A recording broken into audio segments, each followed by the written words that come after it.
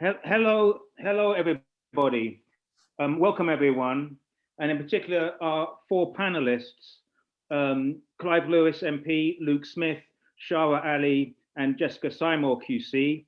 In fact, Shahrar isn't with us precisely yet, but he's going to be with us very soon. There's a small technical problem. This event is being put on by Kensal and Kilburn Better 2021. Back when we started, we were Kensal and Kilburn Better 2017. We put on regular events on subjects we consider to be important. And this evening we're discussing two important subjects. They are distinct, but they're linked by the fact that they're both in the Police, Crime, Sentencing and Courts Bill, which is before Parliament now. One issue is that the bill targets the way of life that Gypsy, Roma and traveller communities have led for centuries, 5 centuries, in this country. It looks to many people like persecution of a minority, a tactic we've seen before in history by governments in hard times. The other issue is that the bill effectively bans meaningful peaceful protests. It gives the power to the authorities to do that if they want to use that power. This goes to the heart of what it means to be a democracy. So I'm going to ask each speaker to speak for hopefully no more than 8 minutes. We'll then have a Q&A. At the end, I will ask each speaker to do the difficult task of summing up in 1 minute, which is if it's possible. If you could very kindly put questions in the Q&A, you could put chat in the chat. Apparently, when you put questions in the Q&A, they disappear as far as the audience is concerned, but we see them. So, please do put them there. And so I'm going to ask Clive Lewis MP to speak first. Clive is Labour MP for Norwich South, and one of the that's probably the other speaker probably phoning me. Clive is Labour MP for Norwich South and one of the foremost defenders of human and civil rights in Parliament. Clive. Thank you, Tom. Thank you for having me here this afternoon. Do forgive me if I'm not quite on form. I've had my first jab yesterday, and I'm feeling the effects of that. So please forgive me if I'm a little bit jaded. So first of all, thank you for having me. I guess the other thing is to say that we do have a little space now to reflect, a breathing space, if you want, as the bill progresses or gets ping-ponged between the Lords and Parliament.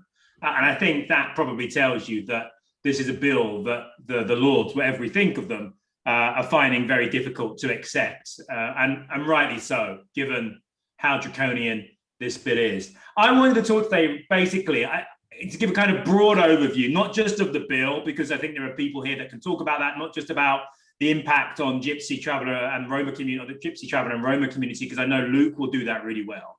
I wanted to give an overview of what this bill actually is the tip of the iceberg of. It's a symptom of a much more deeply rooted sickness, and that's the crisis of democracy, which didn't start with this bill, and it won't end with this bill.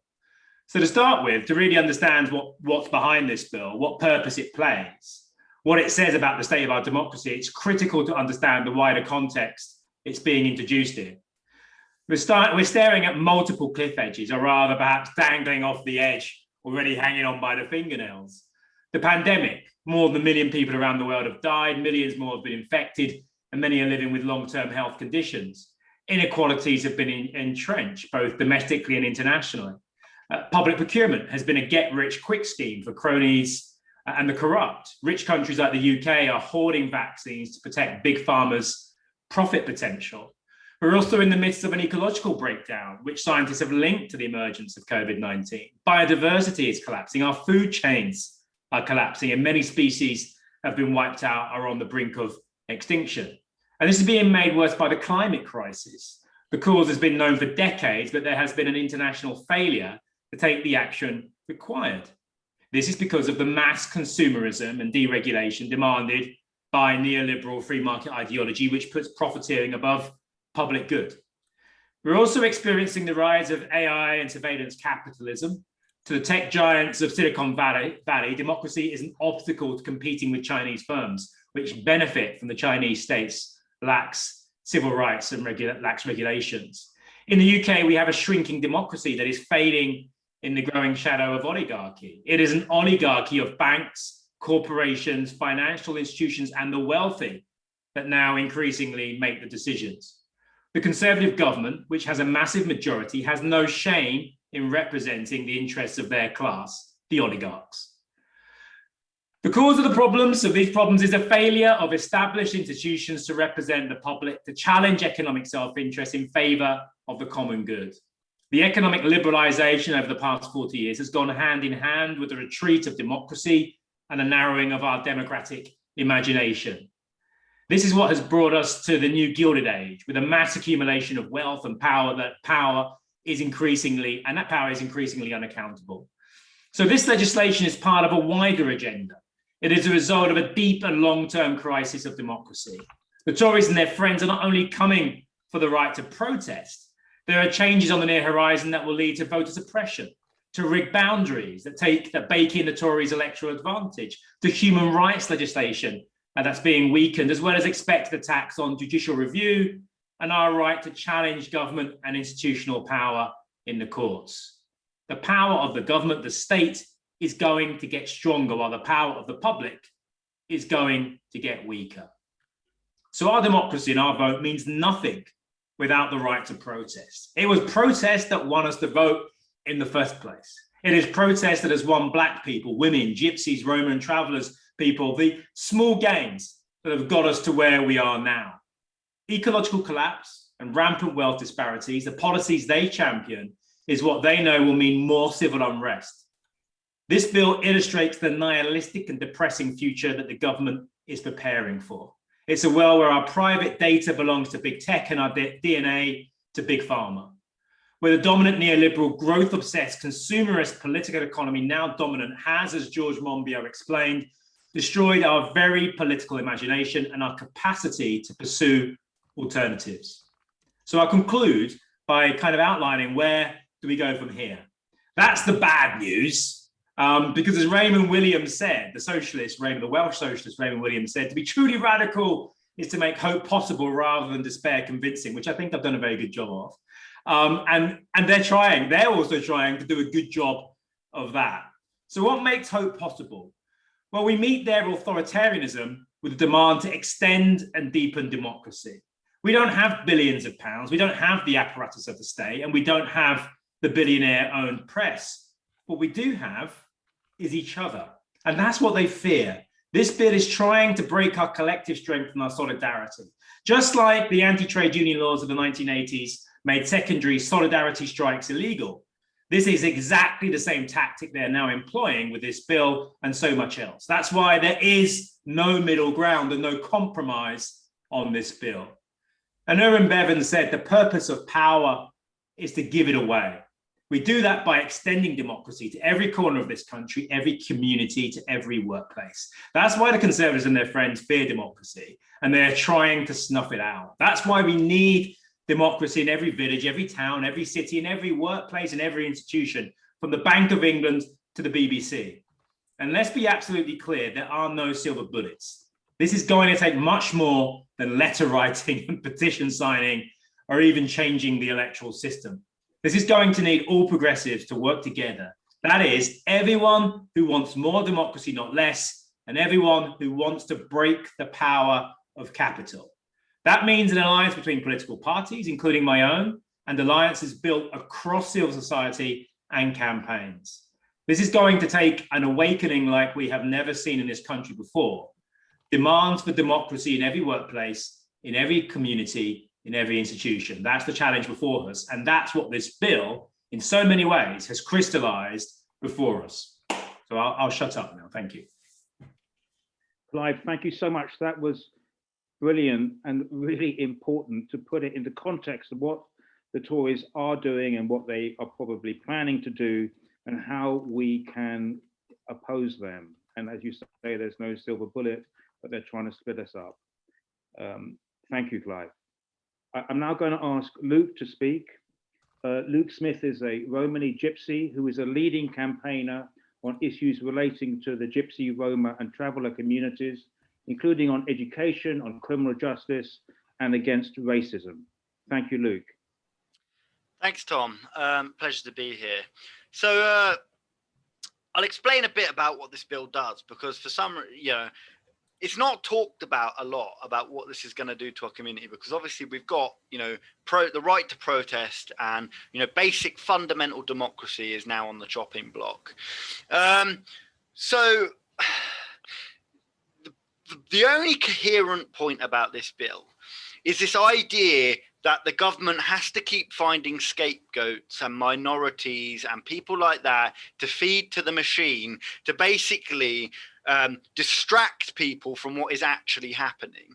So all the time we're fighting amongst ourselves, all the time we're saying gypsies and travelers are the problem, Muslims are the problem, black people are the problem. All the time everybody's doing that, they're running off with all the money and they're running off with all the power. And increasingly, all of us are going to face, quite a tragic occurrence, in our democracy, where we potentially might even lose what we consider a proper democracy.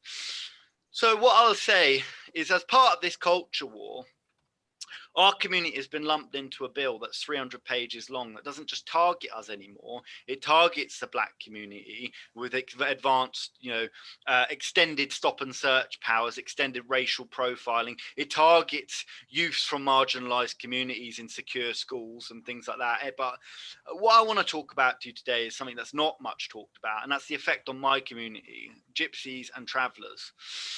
So our community has existed nomadically for hundreds and hundreds of years, if not thousands of years. Romany Gypsies come here 500 years ago. Irish travellers have been on these islands, since time immemorial, basically. Now, what this bill does is what I describe as the pogroms bill. I don't call it the police crime sentencing court. I call it the pogroms bill, because that's what it will do to our community. It advocates for £2,500 fines against our community, especially there's 15 to 20% of our community that can't afford somewhere to live, or don't have somewhere to live, or are being actively refused somewhere to live. So the most vulnerable people in our community. And by the way, our community is a community that has the worst educational attainment in the country, some of the worst healthcare outcomes in the country, some of the worst outcomes in the criminal justice system in the country. Yeah, so you're now getting the pattern. And then it comes to it, the worst outcomes when it comes to accommodation. And that means, there's a lack of permanent sites in this country. So that's sites that don't move. People live on them all year round. Transit sites, which means people who are still nomadic can move through and stay on that site for a defined period of time with support, with, access to bins, things like that. Or negotiated stopping, which is when councils negotiate with gypsies and travellers and go, look, we'll provide you bins. How long do you want to stay here? Also, we've got this piece of land that's not being used for cricket or whatever. And then a negotiated pattern happens like that. Well, this bill, instead of finding people that are suffering a form of homelessness somewhere to live, this bill criminalizes them for simply existing. So it also advocates the seizure of goods at the will and whim of the police. Police forces that have been brutal towards us, have been constantly found to be racist towards us. A gypsy or traveller's man's leg almost got ripped off by an out-of-control police dog whilst the police officer stood there. He just got acquitted. An Irish traveller woman who's epileptic and pregnant at the time gets dragged across a common piece of land so violently she has an epileptic fit while she's pregnant. That's the sort of brutality we face. Dale Farm, where it's not just Bristol against protesters, it's not just the Sarah Erivard vigil. We've been suffering this sort of violence for decades, and this bill gives those same police officers that do all these things more power over our trailers, which is our homes, our vehicles, which is what we used to go to work in. And the worst of all is the 3-month prison sentences. And the issue with that is that, what happens when you put children's parents in prison for 3 months? They get taken into the care system. Now, this country's already got a history of taking our children into the care system and forcibly assimilating us and putting us with non-gypsy and traveller families. And I just want to be clear, people will potentially lose their children over this bill. That is how serious it is. It is no joke. And when Keir Starmer comes out and goes, "Oh, we might abstain on this bill," the issue with that is and he goes, "Oh yeah, but it's covered by the Human Rights, and the Human Rights Act." Well, Priti Patel has stated her intention to repeal those pieces of legislation many times. So let's not look at that. And I shouldn't be here having to say, it was only when the right to protest and democracy is under threat that people started speaking up and went, "We're going to vote against this bill." We shouldn't have had to be screaming for a year for people to realize that we're really under threat. And we are often, as people say, the canary in the coal mine. We're often the first, but we're never the last. And that's what you should all remember. But there are some positives here, like Clive alluded to, right? This is not a done fight. They haven't passed this bill through the Lords, for one. And for two, we've got a big protest going on Saturday. So if anybody can, join all around the country, kill the bill. It's the best coalition I've ever seen, the most inclusive coalition I've ever seen. Black Lives Matter, sex worker organizations, grassroots trade union organizers, migrant organizers, everybody that you can possibly think of. We finally started talking to each other and realizing they're treating us all the same. So there is positives there. But one thing I would like to say is that, the Labour Party and trade unions can't sit this one out, because eventually they are coming for you. They've already sent threatening letters to the Runnymede Trust and the rest of the equality organisation, threatening them, threatening their funding for holding them to account on their racism and their inequality. So you will be next. And this bill is an enabling act. This bill may potentially mean that your union's last strike was your last legal strike. Because when it comes to them deciding who's being too noisy, who's being too disruptive, you will be affected.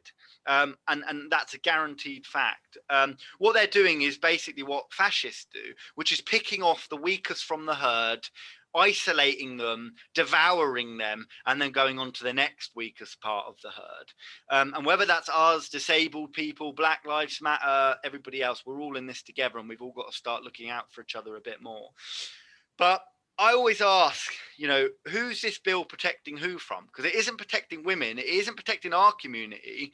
Who is it protecting? Well, it's protecting the wealthy, the oligarchs. We're in a new gilded age where we aren't just going to see billionaires in the next decade. We're going to see trillionaires. That's how bad things are getting out there. And they need somebody to blame for their mismanagement of their power and our collective power. And they need to protect themselves from us, the mob, as they see us, basically.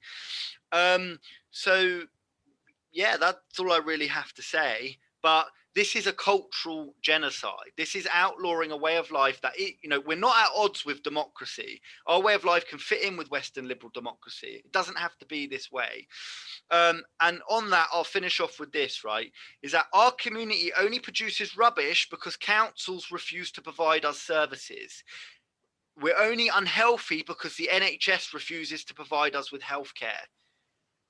Simple as that. If you want to solve homelessness, provide people with homes. If you want to solve rubbish, provide people with bins. It is really that simple. And when people go, "Oh, well, you don't pay council tax," and all the other racial tropes under the sun, remember, for one, that's not true. And for two, the poorest in your communities also don't pay council tax, or they pay it at a very vastly reduced rate. So that's the truth of it. Counter the tropes. Let's all stand together and let's all get out and tell them where to shove this bill. Thank you for having me. Thank you, Luke. That's incredibly powerful and incredibly important, and it's great to hear what you say in such detail. Shahrar, very good to see you. I'm sorry that you had a technical difficulty. There was a proper mix-up or something, but very good to see you. Shahrar is the Home Affairs spokesman for the Green Party, and I've got, I think it's worth saying, the Green Party is regularly polling above the Liberal Democrats. So possibly you are the third party now in the UK politics. So it's great to have the Home Affairs spokesman for the Green Party here. Shahrar. Thank you, Tom. Thank you very much for your invitation. I used to, although we're in a virtual environment, I used to live in Brent for the best part of 2 decades, so I know that patch very well. I may even refer to a couple of examples from there in the next few minutes. That you've given me a generous 8 minutes, so I'll try and fill that. Tom, you don't look anything like your Twitter profile image. It's so disappointing. What I want to, this is a very serious topic, and sometimes, you know, you have to laugh because there is just so much wrong with this bill. There's unanimity across political parties, even at the first reading, about what was so badly wrong with it. And that's the thing that I'm actually going to be focusing on tonight. And it's very good that we're also addressing other flaws in the bill, in particular the attack and marginalization on some of the most vulnerable in our society, particularly the traveller community. That is absolutely horrific and horrendous, and I'm glad that we've got that high on the agenda tonight. But what I want to focus on is the right to protest. It sounds like a nice term, a nice concept, but you really get the sense when Priti Patel and others in her camp talk about it, it's just words, it's just verbiage. There's a distraction technique going on. Not only is there a sense in which the really bad excesses of this legislation are gaining cover from what is good in there, and there are some good things in there, but at the same time, it's a massive distraction from the real criminals and vandals in our society. And I'm talking about the heart of government. I'm talking about contracts that we only know the half of, and the rabid nepotism, which is masquerading as accountability in this Tory administration. So there are two main planks that I want to look at, two communities who are vital to our democratic, the energization of democracy in this country. First of all, take the Black community. They are going to be most affected, disproportionately disadvantaged by this legislation if it gets onto the statute. I had the honor of being in discussion with Leroy Logan, who was the founder of the Black Police Association. And he was sharing great insight with me around not just the barriers that he had to overcome in his own life, his own vocation, but in terms of what he sees happening on the streets of the UK and London. The fact that police officers who, for whatever reason, are fearful and feel more and more under siege, and some of them do, for the wrong reasons, are treating Blacks now who are disproportionately affected by stop and search, as we know, are handcuffing them even before performing those illicit searches. This legislation would simply extend the already apparent abuse of power that we're seeing under the unintelligent-led policing of the force, in not just racial profiling, but race-based policing. I find it absolutely astonishing and sickening in the 21st century that I can come across a young man who's being held at a bus stop, a situation that happened in Brent not so long ago. And I asked him, you know, being questioned by the police, just a teenager, came onto the bus, and I asked him, what was all that about? Well, he said, well, I'm Black. And what was really insightful about the way he was just matter of fact, well, it's because I'm Black, was he accepted it. How can we preside and live in a society in which those who are victimized and marginalized actually come to terms with it without feeling that they have the confidence and the right to say, no, up with this, we will not put. And it reminded me, speaking of buses, of 1955 Alabama. And this is the tradition of democracy and free speech that we should be appealing to and find inspiring. Rosa Parks, she refused to give in to a racist request to give up her seat. And when she was asked years later whether she was tired of giving in, it wasn't because she was exhausted by that regime, that racist regime. She absolutely could not abide by it anymore, and she knew the consequences of her direct action. So when we talk about free speech, freedom of association, freedom of assembly as canonized in the European Convention of Human Rights or the 2010 Equality Act, these aren't just words. These are part of the fabric of society through which, if we're lucky, we've presided over something like moral progress over the years. It's starting to look, particularly since 9/11 and all the anti-terror legislation, not even one step back and one step forward and two step backs, but several steps back. And we are just rolling back year on year with every Conservative and Labour Conservative administration, they may as well be, these vital civil liberties. So yes, Leroy Logan was expressing to me the fear that we were going back into a pre-Macpherson era, in which all those gains that were made, hard fought within the police force, were being rolled back, and especially on the streets, that those black minorities and other ethnic minorities were feeling especially under siege and fearful. And under COVID, we've seen more and more of that in evidence. So absolutely no to these shocking, disgusting attempts to attack our civil liberties and rights of freedoms of associations. If you look at the devil of the detail in the bill, you will see that so many of the key expressions and terms that are used in terms of serious disruption remain undefined or ill-defined. And no, I'm not going to trust any Home Secretary. That's the point. The Home Secretary should not be given the power and authority to define, as a result of hairs on the back of their neck, or whether they happen to wake up one day and decide, well, I don't want to have to face that nuisance in my ear. It's not for them to decide legislatively such important matters as what is the correct balance and check between our civil liberties and the police, and how they should be enabled to police us. Going back, of course, to the Pelian principles again, we have a profound statement of how the police are in service to us, not above us. The police are the public, and the public are the police. So these canons of civil liberties are completely being destroyed by this bill as it's being attempted right now.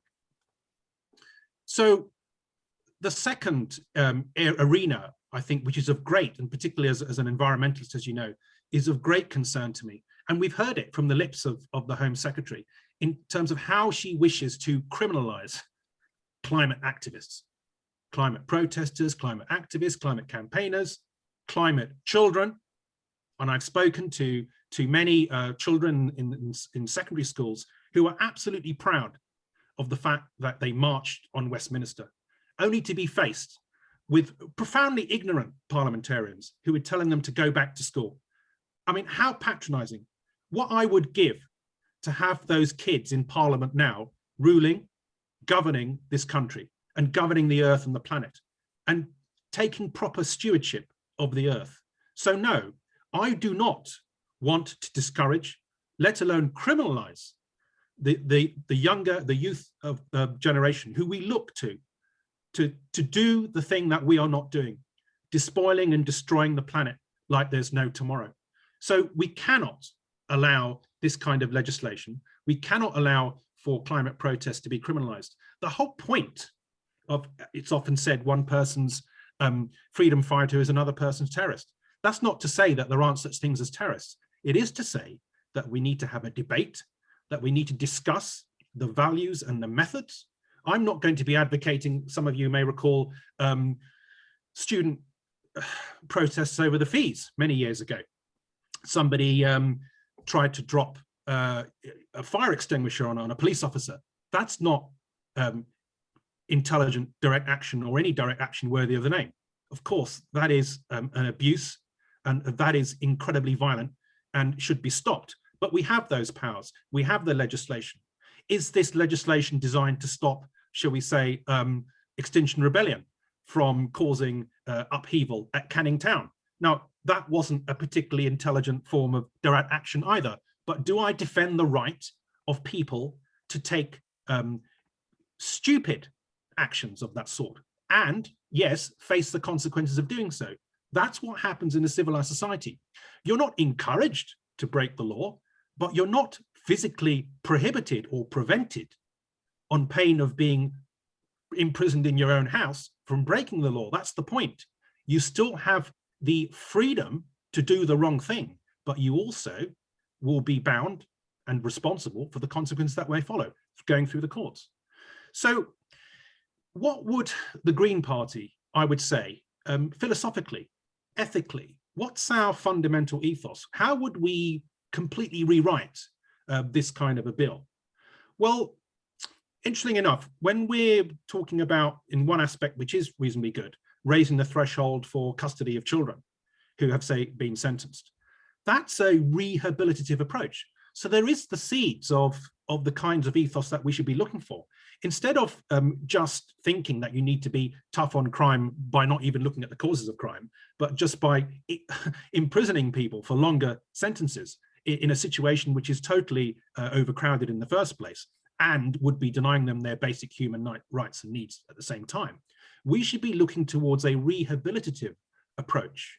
And of course, a joined up, it's a nice term, but it takes great work, intellectual and practical, to try and put flesh on the bones of what exactly that means. But what it does entail, for a start, is not sitting by and allowing this government to press upon us a bogus attempt at a policing bill. And what the irony is this: the way we're going to combat this is to do the very thing which they are trying to prevent in this bill, which we are going to use our voices loud and clear, and we are going to use the strength of our moral conviction, and we are going to protest, we are going to assemble, as those people did in Sarah Everard's case. How extraordinary was that? A situation under current legislation where the police felt enabled and empowered to do the most despicable things to women who wished to express their anger and their sorrow at what had happened. That's with current powers. If that's happening now, think what would happen if we were to hand this over to this government. We're going to do no such thing. We are going to use our voice. We're going to assemble where we want, when we want, and we're going to insist upon that. And in the very best tradition, libertarian tradition, which this government is just mouthing without understanding, we shall do so with conviction and understanding. Thank you. Thank you, Shahrar. That was brilliant. I know what you say. We shouldn't trust any Home Secretary, let alone this one. The final speaker is Jessica Simor QC. Obviously, Jessica is a barrister. She's recognized as one of the country's foremost specialists in public and human rights law. Jess. Thank you. Thanks. So I was invited really to give a legal view. So perhaps my tone will be slightly different, but I do want to start with some preliminary points. I'm going to focus in what I'm going to say on the protest elements of the bill. But the first thing I would say is that the right to protest and the right of freedom of assembly is a right that the state is obliged to guarantee. So it's not just a right that the state mustn't interfere with, it's a right that the state actually must guarantee. And there's a reason for that, because obviously a key danger here is that open powers and open discretions are being given to the police and in certain contexts, the Home Secretary, and very large potential penalties are provided for in the bill. And all of those things give rise to what's called a chilling effect in the context of freedom of expression, i.e. people start acting differently because they're worried about the risk of penalty. So the importance of the obligation to guarantee is that the state actively encourages protest and guarantees protest, rather than setting up open laws and open powers that chill the right to protest. Because the chilling of the right to protest in itself is a threat to democracy. And that's really fundamental, and it's fundamental, and anyone who understands human rights law understands that. Now, we can see the purpose of the bill if you read the explanation that's on the government website. And it says, you know, we all love the right to protest, but most of the words in that explanation are but. So, you know, we love the right to protest, but. And the tone that comes out of it is we still really just want to get on with our lives and we don't want these people troubling us. And as has already been said, it's quite clear from that explanation that this bill, the protest bits, were effectively aimed at Extinction Rebellion. Now, as Luke said, it's a 307-page bill. Much of it amends other legislation, so if you read it cold, you actually can't understand it. You have to cross-refer back to it.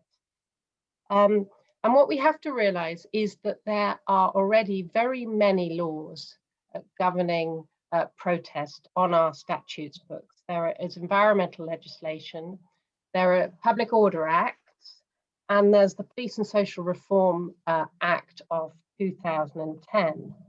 And what we're seeing here is a widening of powers, a reduction of defences, and a creation of new restrictions and powers of the Secretary of State. And I'm going to just go through 10 of them. First of all, this bill enables new conditions to be imposed on assemblies and processions under Section 12 and 14 of the Public Order Act. Those conditions are in respect of noise that causes serious disruption or causes persons to suffer serious alarm or distress. But conditions may also be imposed in England and Wales, at least, where the impact may be significant, which is obviously an extraordinary idea, to impose a condition if the impact may be significant. And then that in itself is obviously wide and vague. But most extraordinarily, in my view, the Home Secretary is given a power to provide, by way of regulations, the meaning of serious disruption to the life of the community and in the vicinity. And one wonders why you would put a bill in front of Parliament and give the Home Secretary power to define such a fundamental element of the conditions. And of course, we all know the answer for that, but that itself is a real alarm bell. The second one is that it gives new powers to the police to impose conditions on public assemblies. For example, an officer may impose conditions necessary to prevent the disorder, damage, disruption, impact, or intimidation mentioned in relation to something else. So, I mean, I won't go through the provisions in detail, but that too is worrying, because obviously if you give the police powers to impose wide conditions, that's going to be something that is very difficult to govern. It raises real transparency issues, because when such a condition is imposed and the protest happens, how are we actually going to regulate or control that? Thirdly, it removes a defence in relation to breach of a condition. So the current position is that you only commit an offence if you knowingly breach the condition. That's being removed, and it's being changed to when you knew or ought to have known. And that means effectively, you go up in front of a magistrate and the magistrate says, well, you should have known, shouldn't you, what the condition was. The fourth point I was going to raise, which I found extraordinary, because I acted for Maria Galastagui, who had an encampment in Parliament Square in relation to the Iraq War, and she was moved on following the enactment of the Reform and Social Responsibility Act, which imposed controls in relation to the area around Parliament. It was actually brought in to remove Brian Hoare's protest, but she was another protester who was camped there. And it brought in prohibitions in relation to sedentary protests. You can't take any implement that allows you to basically stay in Westminster, like a chair or something. And it also prohibited loudspeakers. Now, in 2014, another act widened that area. And this 2021 bill widens it yet again and changes the definition of highway to include the pavement. So the area gets wider and wider and wider. And it also gives the Secretary of State, I'm jumping into 6 and 7, but it gives the Secretary of State power by statutory instrument to widen the area further. Now, to be fair, that is restricted to a situation where Parliament may be moved. But again, it's unclear why it says Parliament may be moved rather than Parliament is moved. And then there is, that's jumping 3, 6 and 7 to 8. It also includes a new prohibition in relation to obstructing any entrance or exit into that increasingly large physical area, extending way beyond the original parliamentary estate. Moving to 9, it gives, well, yes, as I've said, it gives the Secretary of State power to extend that area. And adds offences in relation to that area. So it extends the prohibitions that exist in that area and increases them, and provides for 10-year penalties in relation to that. And finally, it provides for new powers to be imposed in relation to one-man protests. And what I think is really interesting about this legislation and the progress of this legislation, going back to 2010, actually, when the coalition government came in, is that these laws are increasingly addressed to specific situations. And that, for me, is hugely problematic. So instead of them being principled, they say, well, we want to get rid of Brian Hoare, so let's do this. And then they say, well, that's rather good. That works rather well. So let's extend the area out of it. Oh, the prohibition in that area works rather well. Why don't we prohibit other things in that area? And that's what's happening. And now they're saying, well, let's have a power to impose conditions on one man. Well, we know who that one man is. I assume it's Steve Bray. So there is a reaction that creates a new power, a new prohibition, and that's found to be rather convenient. And then that is extended further. So those are my big points on the technical aspects in the legislation. I would really very much endorse what was said by Clive, that this has to be seen in a wider context.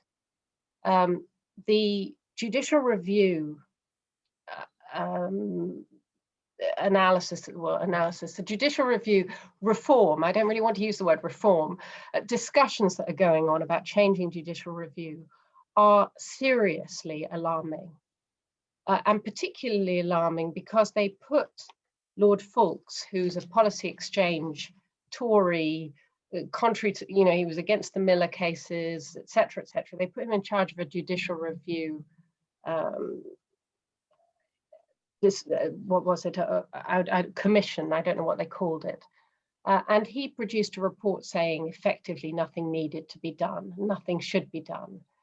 And the Lord Chancellor has pretended it said something completely different, and is now talking about ouster clauses and getting rid of the courts.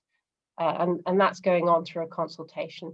In parallel, we've got the consultation on the Human Rights Act, and I've done the response for the Bar Council in relation to that, and it's extremely peculiar. It doesn't make any sense. But I do think that we need to look at all of these things together. And I absolutely endorse that we need a progressive alliance. We cannot divide on these issues. In a sense, these really are not party political issues. They are just issues that are fundamental to democracy. Thank you, Jess. That was brilliant, and thank you for laying it out in a way that only a QC can do. That's really helpful. Thank you very much. So we've got about sort of 15 minutes for questions. We've got lots of questions. We probably won't get through more than about a couple. I'm going to start the first question. And I think the way I'm going to do it is read the question and then invite who would like to speak on it. But if people could speak on it for a minute or two each, not longer, that would be great. And the first question is for Melissa Ben. Given the passion of the panelists and the clear problems with the bill, why has there been relatively little discussion of it in mainstream media and politics? Have we become a quiescent country caving in to right-wing Tory government? Who would like to start on that one? I can start on that if you like. Yeah. Yeah, so the reason why they don't care, well, truthfully, it's because they don't care. It's because these same media organisations are the ones that, those same billionaires actually sponsored the Tories into power, for one. Those same billionaires get lordships and everything else from the Tories. And it suits their interests. They don't want us, the mob, basically realising that these billionaires who run the press and run the Tory party, basically, they want us all at each other's throats while they run off with all the money and the power. It really is that simple. Our media is owned by oligarchy. There's about 6 people that pretty much own all of it, from Rupert Murdoch to the Barclay brothers, and they're all tax evading crooks as far as I can see. Not a legal definition, I'm sure, because in this country we don't have justice for the rich. We only have justice for the poor, people who can't afford the good lawyers and everything else. There are some great legal aid ones, but it's not the point, right? The point is that justice only applies to the poor, and it doesn't apply to them, but they're the same people that are running the show. Anyway, thanks. Thank you, Luke. Can I put a spin on the same question, which is hundreds of thousands of, we've been talking recently about the John Lewis class, let's say called the Waitrose class, marched for Brexit, but they don't seem that bothered about this. Is it because they don't know about it, or they do know about it, but they're not bothered? Can I jump in there? I do think there is a real issue as to what people care about. I was involved in the Data Retention Act that Theresa May took through and litigated in relation to that, and the Luxembourg court found that it was not lawful. And afterwards I did some talks around the country. It was a while back. But people really don't care about data retention. And equally, I don't know people, you'll know better than me, but I don't think that Extinction Rebellion necessarily has a great deal of public sympathy. It has public sympathy, but mass sympathy. So I'm not sure whether the media think it's something worth talking about. I don't know. I'd be interested to hear other views on that. Do you want to come in? Middle class basically don't think it applies to them. That's the issue, even though it does. They are coming for their rights too. Middle class people with mortgages, financed cars and everything, they are closer to us than they are closer to billionaires. And the sooner they realise it, the better, basically. So it's complex, and I think I was speaking to a Labour activist yesterday on the doorstep about the fact that they mentioned that they'd sent they had their ancestry.com or whatever it was, and they're talking about that. And I said, you do realise that this company is floating, is selling all that data, that DNA data, to God knows who, to the highest bidder, including your DNA. That's why it's worth hundreds of millions of pounds. And her response was, and it's like, well, if that organization then cross-references that with your credit score, with if you're in the US and they have access to that, you won't get insurance for your healthcare. And I think it's about beginning to paint out a picture to people about the implications. And I think we do that very badly. I don't think we have done it properly. And I think that's something that does need to happen. I think generally though, look, I think I can sense that angst amongst what I would call my middle class voters about the environment, about the climate. They know something's going wrong. They know something isn't working and they are worried about it. But at the same time, you've got Nigel Farage and others now turning their attention to the climate and saying to people, to many of the same people who had supported Brexit, that actually this is against your interests. It's the same bunch of people the same group of individuals who wanted to take away your democratic choice to leave the European Union, who are now saying that you have to lose your car and ride a bike and knit muesli. It's a very dangerous alliance that's taking place. So I think people do understand certain issues. I think the pandemic has definitely made people understand that the world around us, borders, are not confined. Our borders are irrelevant in so many ways. When we look at the big threats facing us in the 21st century, I think people are becoming aware of that. And I think ultimately that when we come out of the pandemic, when things begin to pick up speed, I think that we can't quite yet see those shifts in public opinion yet. And I think they will make themselves more visible in the years ahead. I don't think we can see the implications of COVID and what it has done to people and their thinking. And I think this is a bit of a kind of interregnum, if you want, but the implications of COVID, of government mismanagement and all the other little bits and pieces that are taking place, I think will begin to kind of impact on people, begin to wake up. It's also the responsibility of us as politicians, of activists, to be able to be really clear and show leadership. But when they do, this is the way that you fight back. This is the way that you change things. I'd like to think the Labour leadership, we're going to be a part of that. The jury's out on that, but we'll see. But that's where we are at the moment. Thank you, Clive. Shahrar, I'll bring you in on the next question, which is kind of cuts to the chase, really. It's from Martin Francis. Are we in a pre-fascist era? And I think it's a fair question. It is. I'll let someone else go. I've got an answer, but I'll let someone else go. Shahrar. Yeah, I mean, language is important. Let's talk about some of the hallmarks of fascism, authoritarianism. We are certainly dealing with an increasingly authoritarian administration. In terms of, if I could just refer to the previous question as well, I do feel that if you have genuine free speech, genuine opportunity, there's an unpredictability around what can happen in society.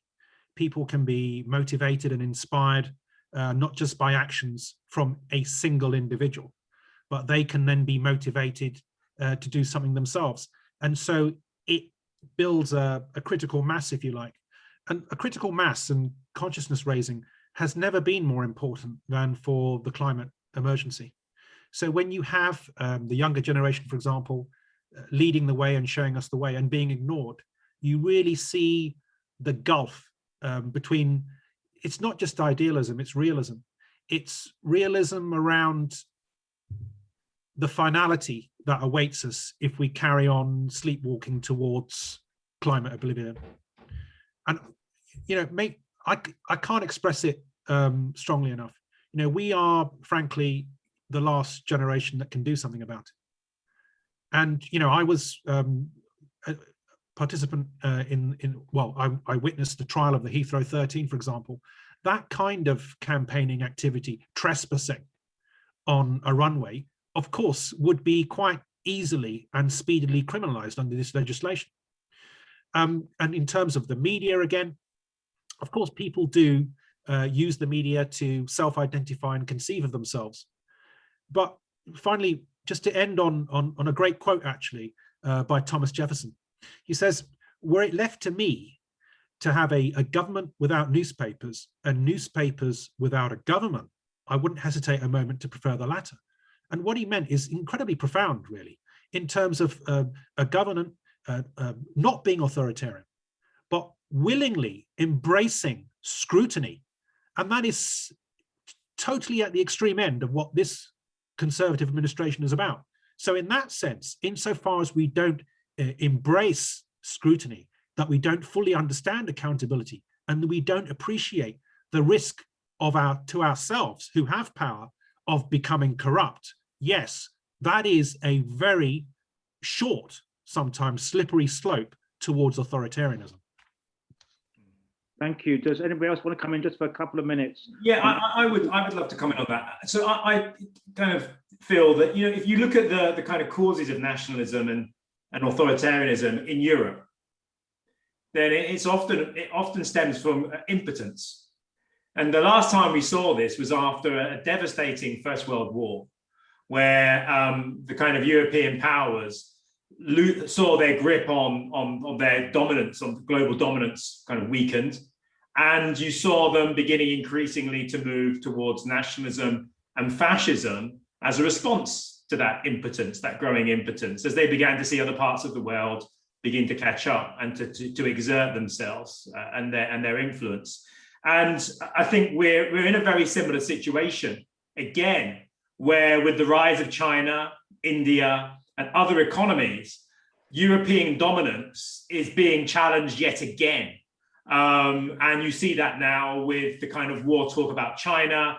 And in many ways, we have a situation which is more akin, more dangerous than the Cold War. We have a situation akin to the kind of interwar period after the First World War, with the kind of growing emergence of nationalism, the growing emergence of economies all fighting their own corner. And I think ultimately, is this a pre-fascist era? I think if you look at the signs and portents, it has the potential to be yes, that. And I think unless there is an understanding increasingly that the interest of people around the world is now banded. So you have the 1%. The 1% in India, Modi, and what he's doing with the vaccines in India, he has more in common with the 1% in the US and their interest in the 1% in Europe and here in the UK. They are acting as a class. And I think unless we understand that we have more in common now with those other that band that we're in around the world globally, then they will mess things up for us. They will destroy us. They are doing that, actually. So, that impotence, and if you saw what Brexit was about, it was in many ways that ruling elite, that establishment, the mainstream media, turning that impotence and taking people who have suffered under this economic system and turning it around and saying your impotence, your powerlessness, the same one that we're feeling as the old rulers, let's work together. And this is the problem. In this case, it was the European Union. Now we're being told, if you want to have a future, if you want to have economic prosperity, but unfortunately, you can't have race justice as well. Unfortunately, you can't help people in the developing world. We have to cut back on our foreign aid budget. It's this false narrative of choices, these false choices. So I think, yes, we are potentially in a pre-fascist era, if you look historically at the curvature of how things operate and the growing impotence that I think the ruling powers within Europe, within the West, are feeling at the moment. So possibly, yes. Thank you, Clive. Clive, what I'm going to do is I'm going to ask speakers in reverse order just to sum up if they can in 1 minute. I know that's a tall order. So that would mean we start with Jess, if that's okay. So can I sum up by just adding on in relation to the last question? Sure. I agree with everything Clive said. I think that perhaps the problem with using the word fascism is we sort of think of boots on the street, and I think we're in a very different time, and it's not going to be like it was before. And I think that all of this has much more to do with money and corruption than any kind of ideology outside of money and corruption. And I think that that's probably the perspective through which we need to look at what is going on. These people are not idealists. They don't have some utopia that they want to take us to. They are oligarchs and they are exploiting the system for their own benefit. And I think that that's the real danger we face. Thank you, Jess. Shahrar. Yeah, I mean, just to continue, because it's such a lively debate, we could easily go on for another hour, but I applaud your self-discipline there, Tom. Just continuing the theme, really. I was struck by the comment of an East Berliner when the Berlin Wall came down, and he said, the wall is in our heads. Now, he didn't for a moment wish to negate the fact that there had been a wall there, physically causing an impediment, but the insight there was that it was a failure of imagination, that they felt that fear personified by the wall. And that's the same, one of the ingredients again of this great divide and the ingredients, of course, for authoritarianism and ultimately fascism. It's pitting people against one another. And that's what we do see, whether it's in this bill directly towards travelers, whether it's in the hostile environment towards those who are fleeing from persecution, that we have a direct responsibility for, and who we risk becoming if we continue this Little Englander type of mentality. Because we will, make no mistake, and this is my final point now, we will be the new migrants if climate change goes on unabated. We will have increasing extreme weather events, and we may be plunged even into subarctic temperatures in the United Kingdom, and we'll be the first people wanting our EU passports back, wanting to get over to the continent, because that is our last chance of a livelihood. Thank you so much, Shahrar. Luke. Yeah, people mention boots on the ground. We already have boots on the ground. They're called the police, and they come armed to the teeth with riot shields, batons, and the rest of it, right? People like me have never been protected by the police, and that's one thing I want to get, sort of clear out there. We don't need more policing. That is, fundamentally, we do not need more policing. We need proper investment, grassroots sport, community projects, youth clubs, the rest of it, right? We don't need more punitive justice in this country. Furthermore, what I would say is that the police can't handle the power that they've already got. Right, frankly, they abuse women in the streets. They batter protesters when they've got their hands up, right, sitting down in Bristol and everywhere else. They can't be trusted. Frankly, and they're not here for the protection of people. And the chief of Bristol and Somerset and Avon Police got it perfectly right. They're here for the protection of the crown, right? And number three is that this society, they are gearing up for mass unrest. They are tooling themselves up because they know what's coming. They already have figured it out before most of us have figured it out. Like we saw in the 2010 riots and the rest of it, when Keir Starmer was putting black boys in jail for taking bottles of water. They are dealing with that, but on such a bigger scale, because we are going into a gilded age. There isn't going to be billionaires, there's going to be trillionaires, and the rest of us aren't going to have two pennies to rub together. So, you best get out on the streets, get your unions out on the streets, because like I say, their last picket might be their last ever picket. Well, legally, anyway, legally speaking. The electoral class, the political class aren't going to save you. Only you can save you. So take your destiny into your own hands.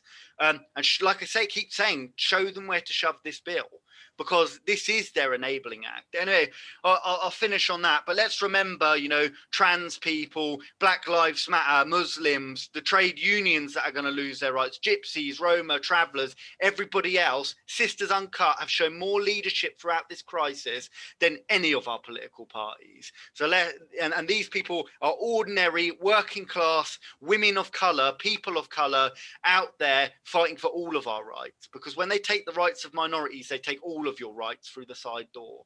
So yeah, see you on Saturday, everybody. See you there.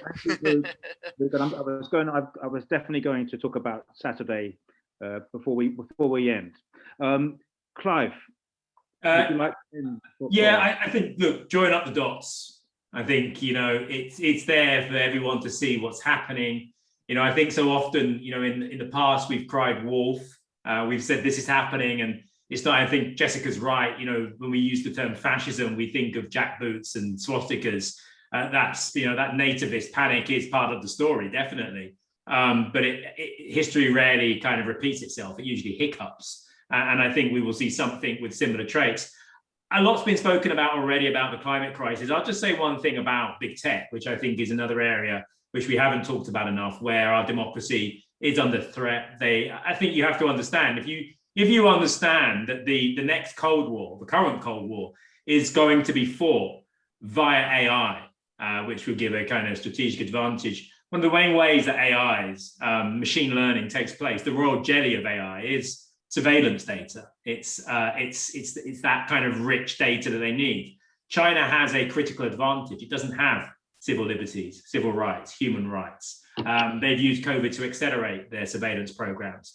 There are now people in the US, and probably in this country, but I know in the US, who are actively lobbying their legislators, telling them that America the West is losing the war on the issue of AI against China because we do not have as rich a source of surveillance data, of anti-democratic practices, that we have too many civil liberties, too many human rights, and that is holding us back. And then if we want to be able to compete in that arms race, then we're going to have less of them.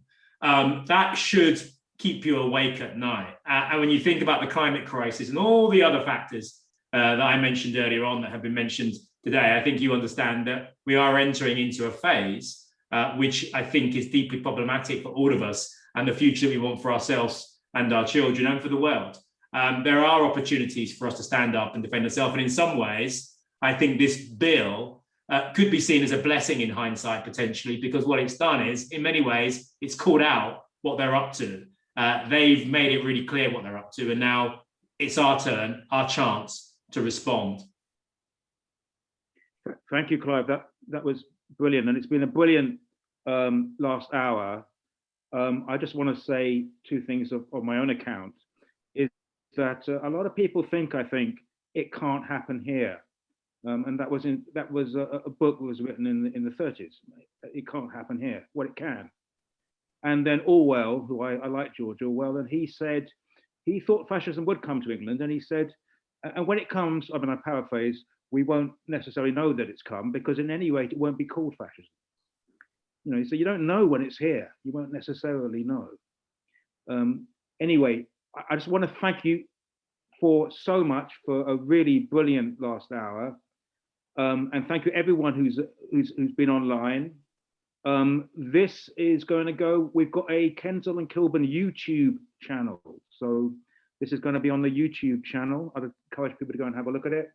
This Saturday, the 1st of May, as Luke correctly says, I think that they are nationwide, are they, Luke? I think there's nationwide protests. Yeah, they're nationwide. Yeah, nationwide protests. I think there's certainly something at 12 o'clock in Trafalgar Square, but I probably, easily to find on the internet. So thank you, everybody, and yeah, thank you ever so much. Follow Kill the Bill and Sisters Uncut. See you later. Thank you, everybody. Thank you. Thank you so much. Good night.